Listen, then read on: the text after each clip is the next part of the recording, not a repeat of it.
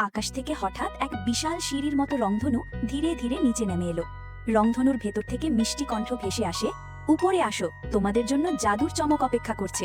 তারপর তারা হাত ধরে হাসতে হাসতে সিঁড়ি বেয়ে উঠতে শুরু করে। উপরে উঠে তারা দেখে নরম মেঘের মাঝে একটি হাসি খুশি সূর্য দাঁড়িয়ে আছে। স্বাগতম ছোট বন্ধুরা। জুই মুগ্ধ হয়ে বলে, তুমি কত সুন্দর।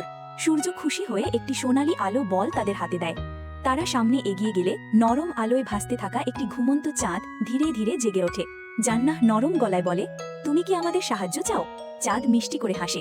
চাঁদ তাদের একটি রূপালী জাদুর চাদর দেয়, যা পরলে তারা হালকা হয়ে উড়তে পারে।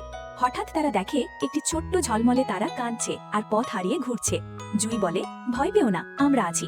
তারা দুজন মিলে তাকে পথ দেখিয়ে দেয়। খুশি হয়ে সেই ছোট্ট তারা তাদের একটি ইচ্ছে পূরণের তারা উপহার দেয়।